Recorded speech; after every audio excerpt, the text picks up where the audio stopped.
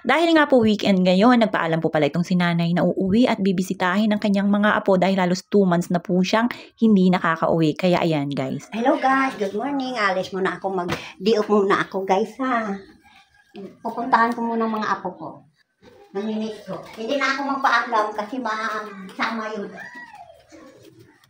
Ay, ang sinilas ko pala. Halos 1 linggo rin tayong busy na pabalik-balik sa opisina guys, sa katatrabaho natin. Hindi ko na malayan na mahaba na pala ito yung kuko ng ating little boy guys. Kung hindi pa ako nasagi kanina ng kanyang paa na, ayun, sobrang haba na pala ng kanyang mga kuko ito dito sa paa guys. Kasi pagkagising yan siya, hindi yan nagpapagupit ng kuko. Kaya, ayan, nasaktuhan naman guys na antok na siya. Pero nga, nagtaka nga ako ngayon dahil dati natutulog yan siya once a day lang guys sa araw. Ngayon, umaga hapon na dahil siguro guys, sa yung panahon ngayon medyo mahangin siya tapos hindi siya mainit. Kaya ayan, napasarap ang tulog ng bulinggit namin guys tuloy. Yan, nagkaroon ako ng timing na maputulan yung kanyang kuko. Kasi po itong si nanay guys, hindi yan siya nangangahas na magputol ng kuko ni Yayam kasi unang-una, ayaw niya nga po diba magpuputol ng kuko pagkagising.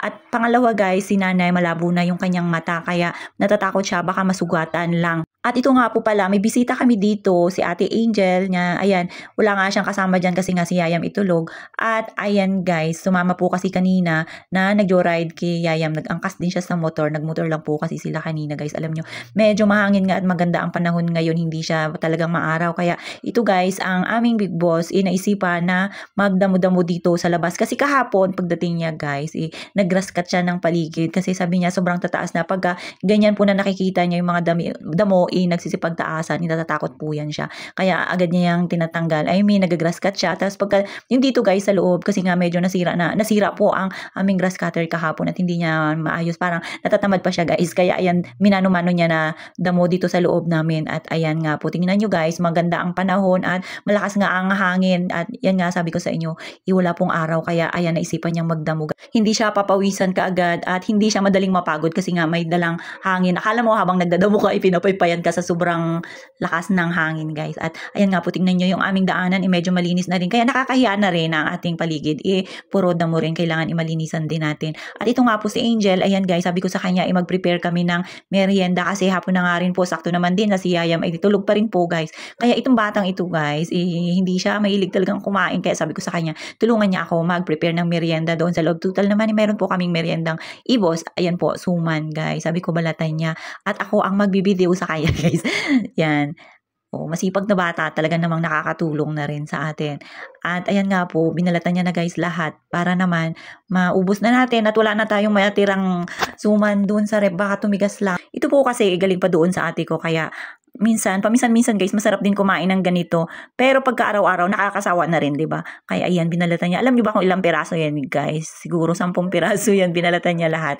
Yan. Pero 3 naman din po kami ang kakain yan. Masarap yan siya pagka ganitong makulimlim at medyo malamig. Lalo na sa morning guys, masarap yan siya i-almusal. Pero dahil wala naman tayong merienda ngayon at wala tayong ibang mapagpipilian, ikakainin na natin yan, uubusin natin yan. Masarap yan na i-partner sa kape. Lalo na ngayon, malakas ang hangin. Talaga naman, malamang mauubos natin to. Pero sa mga panahong ito, masarap din i-merienda yung saging na saba, yung medyo hinug na siya, tapos yun, may kape nga. At ayan, si Angel, niligpit pa rin, pati ito yung kanyang kalat. Abay, talaga naman may pagkukusa itong batang to guys. Ayan o, tingnan nyo, sobrang sipag ng batang to. Pero pag nandun siya sa bahay at kasama niya ang kanyang mga kalaro, wala yan siyang naririnig pagka tinatawag ng nanay ko. Kung minsan, sabi ko nga sa inyo, bibihira lang. I mean, hindi siya mahilig kumain, kaya ganyan yung kanyang katawan. Pero pagka kailangan ipilitin, kakain din po yan siya.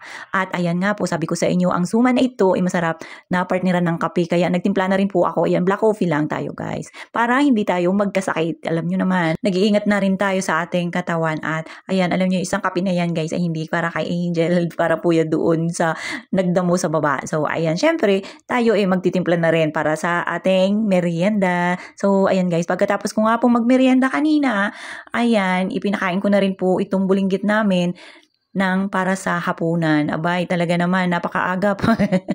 At ito nga po, kinuha ko na siya para iha-half-bath ko na siya guys. Kasi nga medyo hapon na. Alam nyo ba, ito minsan pagka yung pinapanood niya, talagang gustong-gusto niya. Ang hirap-hirap talagang tawagin na maliligo or mag-half-bath guys. Pero pagka kinuha mo na yan siya, kailangan ibuhatin mo na para no choice na siya. At ayan na nga po, yan, sinimulan ko ng liguan para naman prepare na kami para sa aming pagtulog. Kasi minsan guys, maaga yan siyang natutulog. Lalo na pagka halimbawa na hindi siya nakakatulog ng hapon. Pero ito malamang, makakatulog siya guys ng maaga kahit na nakatulog pa siya kanina or ngayong hapon lang.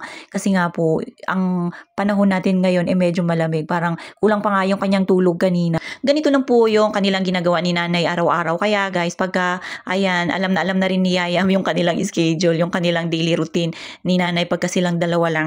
Pero ngayon, dahil wala si nanay, day off niya, ako na muna ang gagawa ng mga ginagawa nila before ni nanay. Kasi nga guys, day off niya at weekend din naman, wala po tayong pasok. Tayo muna ang taya dito sa bahay sa pag-aasikaso dito sa ating little boy. At ayan nga po, yan. Guys, alam nyo ba yung ginawa niya kanina? Nagulat na nga lang po ako at naghubad siya ng brief. Kinuha niya ang diaper at siya'y humiga na dito sa kama. Abay, yung pala guys, gusto niya na magpasuot ng kanyang diaper at siya'y malapit na matulog.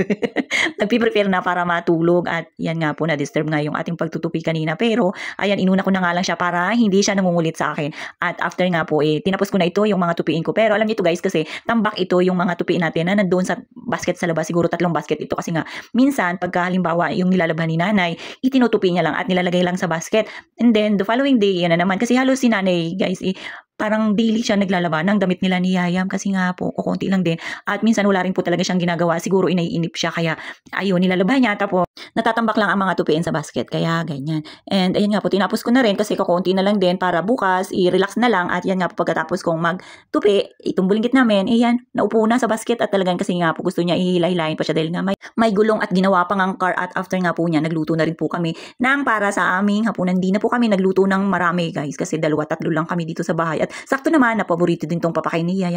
Hanggang dyan lang muna ang aming video. Kita-kits ulit.